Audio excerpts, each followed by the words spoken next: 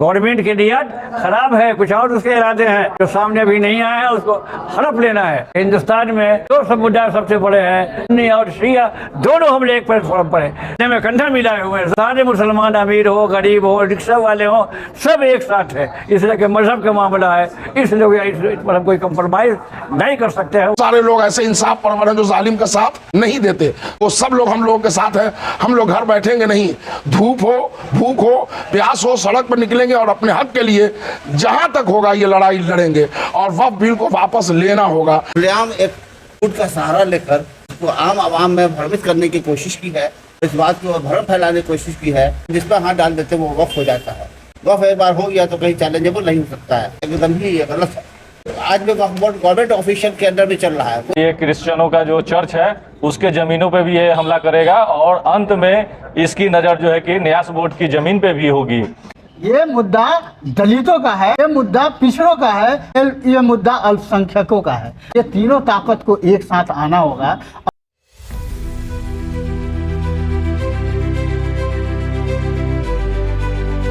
वक्फ बचाओ संविधान बचाओ संयुक्त मंच के तहत जो प्रतिवाद मार्च होना है, वक्फ अमेंडमेंट एक्ट 2025 का प्रतिकार करना है, जिसके विरोध में देशव्यापी एक अभियान चल रहा है। तो खास एक वर्ग और खासकर मुसलमानों को हाशिए पर लाने के लिए, उनको हतोत्साहित करने के लिए, उनको उनके आर्थिक, उनके सामाजिक, उनके माशी चीज़ों को है सो करके टारगेट करने के लिए जो इस तरह से कुत्सित और कुंठित प्रयास किया गया केंद्र सरकार के लिए, तो देशव्यापी अभियान के तहत हम लोग मुजफ्फरपुर के अंदर भी इस अभियान को शुरू कर चुके हैं और एक जिला स्तरीय एक बड़ा प्रोग्राम मुजफ्फरपुर के अंदर 26 अप्रैल को करना है। 26 तारीख को पूरे मुजफ्फरपुर में एक जन अभियान के तहत और जन संपर्क करने के लिए आप लोगों को बुलाया गया है, ताकि आपके माध्यम से हमारे ये आवाज़, हमारा आह्वान जन जन तक पहुँचे और इस वक्फ एक्ट को 2025 वक्फ एक्ट को, ये काला कानून को, भारत सरकार को जो जबरन थोपा गया हम लोगों पर, मुसलमानों पर, दलितों पर, पिछड़ों पर, ऐसे इस कानून को हम लोग रिजेक्ट करते हैं और इसी के विरोध में, इसी के प्रतिवाद में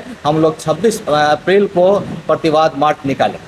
आज़ाद समाज पार्टी के राम नरेश जी हैं जिलाध्यक्ष, इनका भी समर्थन हमें मिला है, ये प्रतिवाद मार्च में शामिल रहेंगे। अनंत पटेल जी हैं, ये लोक निर्माण पार्टी के राष्ट्रीय उपाध्यक्ष, इनकी भी पूरी टीम जो है हमारे साथ शामिल रहेगी और इस प्रतिवाद मार्च में हम लोगों को ऐसे कंधा से कंधा मिला के इसमें शामिल होंगे।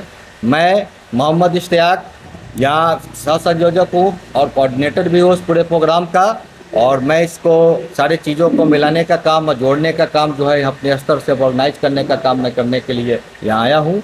और ये हमारे प्रोफेसर फारूक सिद्दीकी साहब हैं, ये HOD रह चुके हैं उर्दू के बिहार यूनिवर्सिटी के, और ये स्कॉलर हैं और ये लोग बताएंगे कि आपको वक्फ एक्ट क्यों नामंजूर है, इसकी क्या भ्रांतियाँ हैं, क्या इसका जो है हमारे डिफेक्ट्स है और हमको क्यों है सो इस पर है सो एतराज़ है और हम क्यों रिजेक्ट करते हैं, इस पर बारी बारी से। हमारे कॉन्स्टिट्यूशन आर्टिकल 25 और 26 के मुताबिक तमाम अक़लियतों को, बिलखुसूस मुसलमानों को मुकम्मल आज़ादी है कि अपने मज़हब के अनुसार वो चलें खुल्लम खुल्ला। तो इसलिए गया हम इसको मुदाखलत अपने दीनी मामलात में, मजहबी मामले में सोची समझी से मनसूबाबंदी के तहत समझते हैं कि गलत कदम है, इसलिए इसको दूर होना चाहिए। कभी भी संविधान के ख़िलाफ़ नहीं गए, रोड पर नहीं आए हैं, आज भी नहीं जा रहे हैं। 26 को भी संविधान की हिफाजत और वक्फ ये जो एक्ट है उसके ख़िलाफ़ हम जा रहे हैं कि उसको वापस लेना होगा। एक बात और सुन लीजिए, देखिए चंद्रबाबू नायडू ने तिरुपति की मंदिर से मुसलमानों को हटा दिया है, जो वहाँ दुकानदार थे, अमरकर थे, सब लोग जानता है, पूरा हिंदुस्तान जानता है। क्यों कि ये हिंदुओं का मंदिर मुसलमान नहीं रहेगा, तो सच सीधी सी की बात है। तो वक्त भी तो हमारा मामला है, तो यहाँ कोई हिंदू या कोई नॉन मुस्लिम कैसे आएगा, कैसी बात है। सुप्रीम कोर्ट तो बड़ी चीज़ है, हम कहना कसम आप लोग भी यही फैसला कीजिएगा, यही फैसला कीजिएगा। ये अंधेर जब हम हिंदुओं के मंदिर में नहीं आ सकते हैं, सिखों में नहीं आ सकता है, तो हमारे वक्फ के मामले में कैसे होगा। इसका मतलब उसकी नीयत ख़राब है, गवर्नमेंट की नीयत ख़राब है, कुछ और उसके इरादे हैं जो सामने अभी नहीं आए हैं, उसको हड़प लेना है। दूसरी बात ये कही जा रही है कि इससे गरीबों को फ़ायदा होगा, ये भी झूठ। हमारे क्या वक्त में गरीब अमीर के नहीं है, मस्जिदों के लिए होता है। गरीब के और अमीर की मस्जिद अलग नहीं होती है, इमाम बाड़ा गरीब का और अमीर का अलग अलग नहीं, खानका मसाजत सबके। और ये भी आप जानते होंगे कि हिंदुस्तान में दो समुदाय सबसे बड़े हैं, सुन्नी और शिया, दोनों हम एक प्लेटफॉर्म पर हैं, कंधे में कंधा मिलाए हुए हैं। ज़रा सा भी इसमें कोई लचक होती है ना तो ज़ाहिर उनका कुछ और होता, तुझे हमारा कुछ और स्टैंड होता। तो सारे मुसलमान अमीर हो गरीब हो रिक्शा वाले हो सब एक साथ है, इसलिए कि मज़हब का मामला है, इसलिए इस पर हम कोई कंप्रोमाइज़ नहीं कर सकते हैं। गवर्नमेंट को 11 साल में मुसलमानों के फ़ायदे के लिए कोई काम नहीं किया बीजेपी गवर्नमेंट। आई कैसे हमारी हमदर्दी हो गई है भाई, कैसे की मोहब्बत कहाँ से आ गई है? मॉब लिंचिंग होती रही है 11 वर्षों में, कभी एक लफ्ज़ ये देश के मुखिया ने कहा है कि सब क्या हो रहा है? आज कहा हमारी मोहब्बत हो गई है। मालूम ये हुआ कि बिल्कुल नीयत में फटूर है, नीयत में ख़राबी है, घुमा फिरा करके किसी तरह से अपनी मजबूरी तो नहीं है, लेकिन बहरहाल किसी तरह से हासिल करके गया हड़पना चाहती है, जिसको हम बर्दाश्त नहीं करेंगे। उसी के प्रोटेस्ट में 26 को हम जुलूस निकालना चाहते हैं, बहुत पीसफुल, कोई तोड़ फोड़ नहीं, कोई नारेबाजी नहीं, बहुत हम इत्मीनान के साथ हम लोग जाएंगे और डीएम साहब का मेमोरेंडम पेश करेंगे। हम लोग जो वक्त अमेंडमेंट एक्ट 2025 है, इसके बहुत सारे अमेंडमेंट्स को मुसलमानों के लिए वक्त के लिए हानिकारक समझते हैं, नुकसानदेह समझते हैं, और उससे आपके संपत्ति छीन भी सकती है, और वो सारी संपत्ति जो अभी भी रजिस्टर्ड होना बाकी है वो अब रजिस्टर्ड नहीं हुई। इसमें आपके वक्त बाय यूज़र का जो सेक्शन है, उस सेक्शन को पुराने एक्ट के हिसाब से ख़त्म कर दिया गया माना जाएगा। इसलिए इसमें जो रखा गया है शर्त वक्त बाय यूज़र का, उसमें कहा गया है कि इस एक्ट के यानी अमेंडमेंट एक्ट के नाफिज होने के पहले जो रजिस्टर्ड हुआ है वो भी वक्त इसी हालत में रहेगा कि अगर वो डिस्प्यूटेड नहीं हो और सरकार की संपत्ति नहीं हो। तो वक्त की हैसियत को समझने के लिए रेवेन्यू रिकॉर्ड को भी समझना होगा। रेवेन्यू रिकॉर्ड में जो प्रॉपर्टी बाज़ाब्ते किसी डीड से है या किसी हवाले से खरीदी है और उसकी अंचल से रसीद कटती है, उसका लगान पेमेंट होता है, वो अफेक्टेड नहीं है इस अमेंडमेंट से। अफेक्टेड वो है जो 200-400 सालों से जो वक्त के तौर पर जो चीज़ इस्तेमाल होती आई है, आज उसको वक्त से हटाया जा रहा है, ख़त्म किया जा रहा है। मिसाल के तौर पर हम आपको बताएंगे कि 1955 के पहले ज़मींदार थे, ज़मींदारों के परमिशन से 100-200 साल से गैर मजबूर ज़मीन में कहीं कब्रिस्तान बना, कहीं मस्जिद बनी, कहीं ईदगाह बना, लेकिन ज़मींदारों ने लगान लिया और ज़िम्मेदारी जाने के बाद अब अकेला ज़िम्मेदार बिहार सरकार है, उसने भी लगान नहीं लिया। 70 साल से बिहार सरकार के परमिशन से उसका इस्तेमाल वक्त की हैसियत से हो रहा है, लेकिन इस अमेंडमेंट से अब वो वक्त नहीं रहेगा, न उसका वक्त रजिस्ट्रेशन हो सकता है। तो 80% वक्त ऐसा ही है। गांव-गांव देहात में आप जहां भी देखेंगे वहां की जो कब्रिस्तान, ईदगाह और आपके बहुत सी मसाजिद हैं जो बिहार सरकार के खाते में दर्ज है। अब इस एक्ट के मुताबिक वो वक्त नहीं रहेगा, जबकि पहले के एक्ट के मुताबिक वो वक्त था, वक्त बाय यूज़र था। तो ये सबसे बड़ा डैमेजिंग जो फैक्टर है कि ऐसी बहुत सारी प्रॉपर्टियां हैं जो पहले के एक्ट के मुताबिक वक्त मानी जाती थी, आज वो वक्त नहीं मानी जाती। ये सबसे बड़ा नुकसान है और इसको लेकर के हम लोग बहुत गमज़दा भी हैं और अफसोस भी कर रहे हैं, और आने वाले वक्त में ये फसाद का जड़ बनेगा, फसाद का खतरा है। वक्त बचाओ, दीन बचाओ, संविधान बचाओ। 26 तारीख को जो होने वाली वक्त के एक्ट के ख़िलाफ़ जो रैली है, उसके सिलसिले से प्रेस वार्ता में हम जमा हैं। सबसे पहले आप हजरात का मैं शुक्रिया अदा करता हूँ, प्रेस वालों का, जो आप आए यहाँ और हम लोग की बातों को सुनने का मौका दिया। वक्त दरअसल प्योरली दीनी मामला है, ये मुसलमानों की प्रॉपर्टी है। हमारे बाप दादाओं ने इसको डोनेट किया समाज के इसके लिए बढ़ने के लिए, उनमें दबे कुचलों की तरक्की के लिए, तालीमी और दीगर सोसाइटी में उसके योगदान के लिए। और कोई भी वक्फ होता है तो वक्फ डीड उसकी पहले बनती है, जिसको कबाला आम ज़मीन कहते हैं, इसमें वक्फनामा कहते हैं। तो वक्फनामा में उसकी कंडीशंस लिखे होते हैं, हम उस वक्फनामा के अगेंस्ट में जा ही नहीं सकते हैं, अदरवाइज वो चैलेंजेबल हो जाएगा। तो इस तरीक़े से ये सरकार ने खुलेआम एक झूठ का सहारा लेकर इसको आम आवाम में भ्रमित करने की कोशिश की है और इस बात को भ्रम फैलाने की कोशिश की है कि हम जिस पर हाथ डाल देते वो वक्फ हो जाता है। वक्फ एक बार हो गया तो कहीं चैलेंजेबल नहीं हो सकता है, ये एकदम ही ये गलत है। आज भी वक्फ बोर्ड गवर्नमेंट ऑफिशियल के अंडर में चल रहा है, कोई वक्फ मुसलमानों को किसी मत इसके जरिए नहीं चल रहा है, गवर्नमेंट ऑफिशियल है वहाँ चलते हैं। हम कोई भी वक्फ जो वक्फ ट्रिब्यूनल में मामला आता है तो वहाँ के डिसीजंस को हम हाई कोर्ट में, जनरल कोर्ट में चैलेंज कर सकते हैं, सुप्रीम कोर्ट में चैलेंज कर सकते हैं। तो ये इस्लामिक मामला है, ये प्योर इस्लामिक मामला है और ये शरीयत से हमारे जुड़ा हुआ मामला है। इसकी हिफाजत, इसका ये करना हमारा शरीफ भी समाजी भी कर्तव्य है।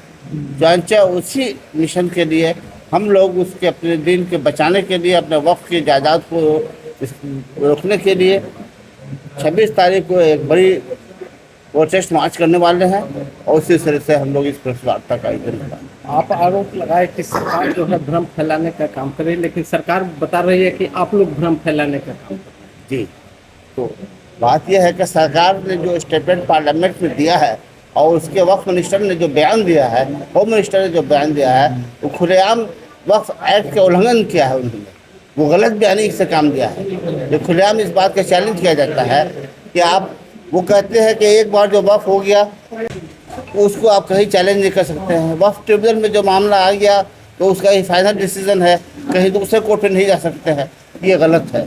खुद सरकार जायदाद को लड़ रही है, वक्फ बोर्ड लड़ रही है हाई कोर्ट में, सुप्रीम कोर्ट में। ये कैसे आप कह रहे हैं कि नहीं है? सरकार इसमें मिसगाइड कर रही है, आम जनता में भ्रम फैला रही है और हमारे मामला को मिसगाइड कर करके उसको अदरवाइज दूसरी शक्ल देनी जा रही है, ताकि हम आवाम में एक इंतशारी कैसे पैदा हो जाए, आपस में भाई भाई हम लोग जिस तरीके से भाईचारगी से आज तक रहते आए हैं उसको तोड़ने का, उसको जोड़ने का काम करने का। बिस्मिल्लाहिर्रहमानिर्रहीम।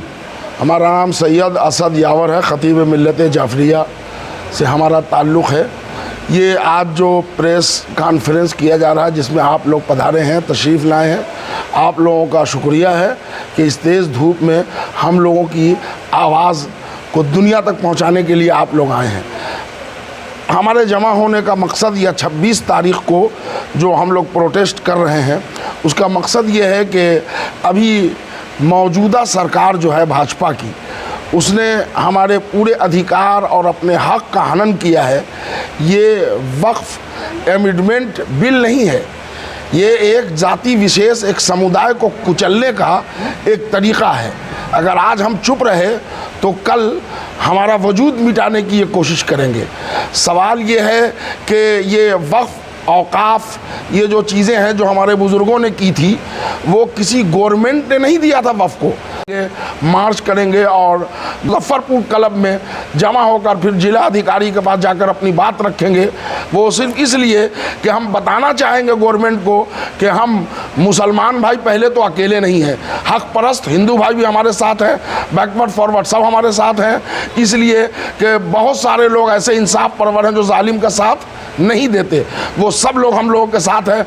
हम लोग घर बैठेंगे नहीं, धूप हो, भूख हो, प्यास हो, सड़क पर निकलेंगे और अपने हक के लिए जहां तक होगा ये लड़ाई लड़ेंगे। और वक्फ बिल को वापस लेना होगा, जनता की ताकत गवर्नमेंट को दिखाने का उद्देश्य तर्क किया है कि सरकार कहती है कि वक्फ बोर्ड की जो संपत्तियां है उसे अवैध रूप से कब्जा किया जा रहा था या बेचा जा रहा था, उस पर कहीं ना कहीं रोक लगेगी। 95 एक्ट आया जो 2013 में वो नाफिज हो गया, उसके बाद कहाँ भी की है वक्फ, गवर्नमेंट से कहिए कि उसका ब्यौरा दे। गवर्नमेंट का काम है इसको बचाना, तो वो अगर कहेगी कि बेचा जा रहा है तो आप ज़रा बताइए, चौकीदार ही जब ऐसी बात बोलेगा तो हम आम जनता कहाँ जाएगी? उनके होते हुए क्यों बेची जा रही थी? हमारा सवाल तो गवर्नमेंट से है कि आप किस बात के सरकार हैं कि आपकी आंख खुली है और वक्फ की ज़मीन बेची जा रही है? यहाँ बगैर आदेश, बगैर परमिशन के अगर ज़मीन की बिक्री हुई है तो वो अवैध है, गलत है। रहमान रहीम। उठो बगैर न हंस न उठेगा फिर कभी, उठो बगैर न हंस न उठेगा फिर कभी, दौड़ो जमाना चाल क़यामत की चल गया। आज इस सिलसिले में ये मुझे कहना है, ये मुल्क हमारा हिंदुस्तान गंगा जमुनी तहजीब का आईनादार है और जब से ये हिंदुस्तान आज़ाद हुआ तब से सब लोग, मुसलमान हो, हिंदू हो, सिख हो, ईसाई हो, बौद्ध हो, जैन हो, सब मिलजुल करके यहाँ ज़िंदगी गुजारते चले आ रहे हैं। आपस में भाईचारगी और मोहब्बत के साथ वक्त काटते चले आ रहे हैं। लेकिन आज मौजूदा हुकूमत ने हमारे वक्फ इमलाक पर हमला करने की कोशिश की है। जो वक्फ इमलाक उनके बाद की जागीर नहीं है, बल्कि ये हमारे पुरखों की, हमारे आबा और अजदाद की दी हुई ज़मीन है जो न तब्दील की जा सकती है, न बेची जा सकती है। खुद वाकिफ़ जो वक्फ करने वाला है वो भी उसके ऊपर मालिकाना हक़ नहीं जमा सकता है, तो दूसरे को क्या हक़ पहुँचता है कि इसमें छेड़छाड़ करे। इसलिए हम वक्फ को बचाने के लिए और अपने इमलाक को बचाने के लिए जो हमारे पुरखों ने दिया है उस पर मस्जिद बनाई जाए, मदरसा बनाया जाए और खानकाहें बनाई जाए, दरगाहें बनाई जाए और कब्रिस्तान बनाया जाए, ईदगाह बनाई जाए या करबला बनाया जाए। हम उसके लिए लड़ने की कोशिश करेंगे और बचा करके उस पर उसकी हिफाजत करेंगे, चाहे इसके लिए हमको खून की बाजी लगाना पड़े, चाहे इसके लिए हमको जेल जाना पड़े, चाहे हमको इसके लिए जो कुछ भी करना पड़े। बहरहाल अपने वक्फ की ज़मीन को बचाएंगे और बचा करके अपने आबा और अजदाद के रूह को खुश करने की कोशिश करेंगे। मैं वक्फ तरमीम के सिलसिले से जो कुछ इस वक्त हिंदुस्तान में हो रहा है हम सब लोग वाकिफ़ हैं। दो टुक लफ्ज़ों में कहा जाए कि हुकूमत ये चाहती है कि मुसलमानों से उसके जीने का हक़, उसके अक़ीदे का हक़ सल्ब कर ले, छीन ले। हम हुकूमत को ये बताना चाहते हैं, इस हिंदुस्तान में जिस मुल्क में रहते हैं उससे बेपनाह मोहब्बत करते हैं, उसके साथ हमारी हमदर्दी वाबस्ता है, सिर्फ़ इसलिए कि हम एक ऐसी हुकूमत के तहत एक ऐसे मुल्क में रह रहे हैं जिस हुकूमत के ज़रिए से हमें बावर कराया गया है, यकीन दिलाया गया है कि हमें यहाँ मजहबी आज़ादी हासिल होगी और हम सब अपने मज़हब के एतबार से यहाँ जीते रहेंगे। वक्फ़ तरमीमी बिल हमारे मज़हब का इंतहाई अहम तरीन हिस्सा है, लिहाजा हुकूमत को ये समझना चाहिए कि अगर उसने हमसे हमारे मज़हब के तौर पर आज़ादाना जीने का हक़ छीन लिया तो हर एक शख्स अपनी ज़िंदगी को बचाने के लिए इससे लड़ेगा। हमारा ये अक़ीदा है कि औक़ाफ़ की चीज़ें जो हमारे पुरखों ने, हमारे बुज़ुर्गों ने वक्फ़ कर दी है वो हमारी चीज़ भी नहीं रहती, हमारे खुदा की चीज़ रहती और हम इसे बर्दाश्त नहीं कर सकते कि हमारे खुदा की चीज़ों पर कोई हाथ लगाए, हाथ उठाए। अपनी चीज़ों को गिरता हुआ, छिनता हुआ देख सकते हैं, बर्दाश्त कर सकते हैं। ये वक्फ़ की चीज़ें हमारी नहीं रहती, हमारे बाप दादा की नहीं रहती, हमारी औलाद की नहीं होती, बल्कि हमारे खुदा की होती है। देश में 2014 के बाद जब से भाजपा सरकार देश में आई है तब से एक जहरीली सुई लेकर के वो घूम रही है जो जनता के खिलाफ है। आप देखें कि जो सरकार में आते ही 370 जो है हटाया गया, बहुत सारी बातें कहा गया कि जो भाई कश्मीर में जो है अब यहाँ के लोग जाकर के ज़मीन खरीदेंगे, लेकिन वहाँ क्या हुआ, वहाँ जो है सैकड़ों एकड़ जो है ज़मीन अडानी को जो है दे दिया गया। अडानी के लिए वो कानून जो है लाया गया था, उसका भी लोग विरोध किए लेकिन वो जो है नहीं। फिर भूमि अधिग्रहण कानून लाए, पता नहीं ये सरकार भूमि का भी वो दलाल है क्या, ये समझना होगा। भूमि अधिग्रहण कानून लाए और भूमि अधिग्रहण कानून में भी कहिए कि जो आंदोलन हुए और वो सरकार को बैकफुट पर आना पड़ा, वो भी जहरीली जो है एक सुई था, जनता देने की साजिश था। 3 कृषि काला कानून यही सरकार जो है लाने का प्रयास किया, जिसका किसानों ने विरोध किया और वो भी एक जहरीली सुई था जो किसानों को देने के लिए वो घूम रहा था। आज जो है ठीक उसी तरीके से वक्फ बोर्ड के भी जो मामला है, वो वक्फ बोर्ड का भी मामला वही है।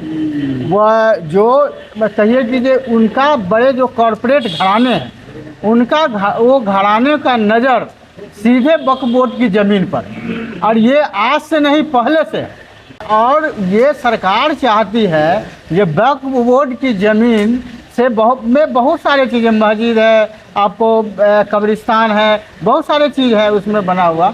साथ के साथ एक बहुत ज़्यादा गरीबों का भी बस्ती बना हुआ है, गरीब लोग भी उसमें जो है गुजर बसर कर रहे हैं वक्फ बोर्ड की ज़मीन में। लेकिन उन लोगों को भी तरह तरह के जो है तरीके से हटाना चाह रहा है। और उसमें एक कहिए कि मल्टीनेशनल कंपनियों का जो है द्वारा भारत के जो उद्योगपति है उनके हवाले करने के साजिश जो है से चल रहा है। इसीलिए जो है कहिए ये लड़ाई सिर्फ मुसलमानों का मुद्दा नहीं है, ये मुद्दा दलितों का है, ये मुद्दा पिछड़ों का है, ये मुद्दा अल्पसंख्यकों का है। और ये तीनों जो ताकत के खिलाफ लगातार भारतीय जनता पार्टी काम कर रही है, तो ये तीनों ताकत को एक साथ आना होगा। और इसी के लिए 26 तारीख को जो कहिए वक्फ बचाओ संविधान बचाओ संयुक्त मंच के द्वारा जो है एक रैली का जो है प्रयोजन किया गया है। इसमें हिंदू, मुस्लिम, सिख, ईसाई तमाम तरह के लोगों को, यहाँ तक कि बौद्ध धर्म के भी जो मानने वाले जो लोग हैं उनको भी एकजुट होकर लाखों की संख्या में सड़क पर उतरने की ज़रूरत है। क्योंकि ये सरकार अगर डरती है तो सिर्फ आंदोलन से ही डरती है। ये सरकार पीछे बैक होती है तो सिर्फ आंदोलन से ही बैक होती है। इसका जो पहले बताए हैं वो सब उदाहरण है। आज का जो हम लोगों का प्रेस वार्ता रखा गया है उसका मुख्य उद्देश्य है कि 26 अप्रैल को होने वाले हम लोगों का जो मुजफ्फरपुर में मार्च रखा गया है, पैदल मार्च का कार्यक्रम हम लोगों का रखा गया है, जो अपने ज़िले के विभिन्न हिस्सों से चल करके मुजफ्फरपुर क्लब में इकट्ठा होगी और वहां से निकल करके जुलूस के माध्यम से समाहरणालय में डीएम साहब को अपना ज्ञापन सौंपेगी। उसी के लिए हम लोग इकट्ठा हुए हैं। समर्थन है आप लोगों का इसका? जी, हमारा समर्थन है। और ये कार्यक्रम इसलिए बहुत ज़्यादा ज़रूरी है क्योंकि वक्फ बोर्ड के खिलाफ जो अभी भारत की सरकार जो कानून लाई है वो एक इशारा कर रहा है कि देखिए कि अभी बौद्ध धर्म के खिलाफ इन्होंने किया ही, महाबोधि मंदिर में उन्होंने किया, अब वक्फ बोर्ड को किया, अभी जैन मंदिर के साथ किया। आने वाले दिनों में ये क्रिश्चियनों का जो चर्च है उसके ज़मीनों पे भी ये हमला करेगा और अंत में इसकी नज़र जो है कि न्यास बोर्ड की ज़मीन पे भी होगी।